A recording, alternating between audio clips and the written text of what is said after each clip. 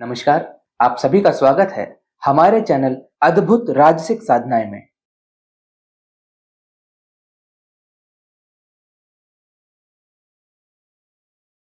आज चंदू की साधना का दूसरा दिवस था।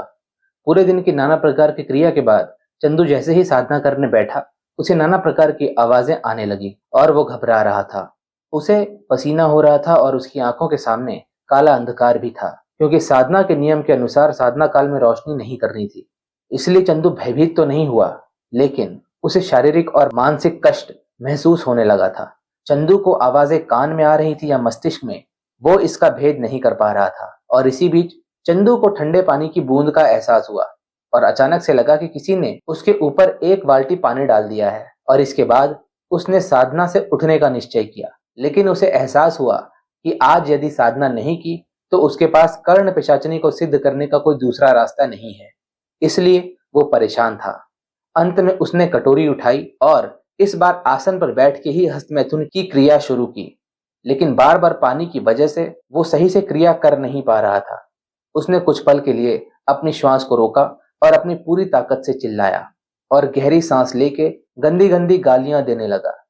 मित्रों, जून 2024 माह के पेड ग्रुप का निर्माण कर लिया गया है, जिसमें माता बगलामुखी साधना, किलकारी भैरव साधना, महाबली भीम यक्ष साधना, सिंदूर वशीकरण साधना, हस्त माया प्रयोग, घोर राकिनी साधना जैसी और भी अद्भुत साधनाओं का प्रस्तुतिकरण किया जाएगा। इसकी पूर्ण जानकारी टेलीग्राम चैनल पर उपलब्ध है, अतः आप वहां से पूरी जानकारी प्राप्त करके जून 2024 माह के पेड ग्रुप में अवश्य जुड़ें और संबंधित साधना को करके अपने जीवन को सरल बनाएं। कुछ समय के बाद उसने अपनी सामने वाली दीवार पर पड़े ताले को घूरना शुरू किया, जिससे उसका मन संतुलित होता है और उसे यह महसूस होता है कि आवाजें उसके मस्तिष्क में आ रही थी। धीरे धीरे वो नियंत्रित हुई और चंदू ने हस्त मैथुन की प्रक्रिया पूरी की और उसके बाद माला जप शुरू किया। यह पहली बार था कि किसी साधक को इतने तीव्र अनुभव इतनी तेजी से होने लगे हों, वो भी साधना के दूसरे ही दिन, जिसका कारण था उसके द्वारा की गई पुरानी नकारात्मक साधनाएं, जो सफल तो नहीं थी, लेकिन चंदू की तामसिक क्रिया के अभ्यास से उजागर हो गई थी। यदि कोई साधक जिसने पहले साधना की है लेकिन उसकी सिद्धि नहीं हुई, वो भी ये क्रिया सीख के उन्हें उजागर कर सकता है।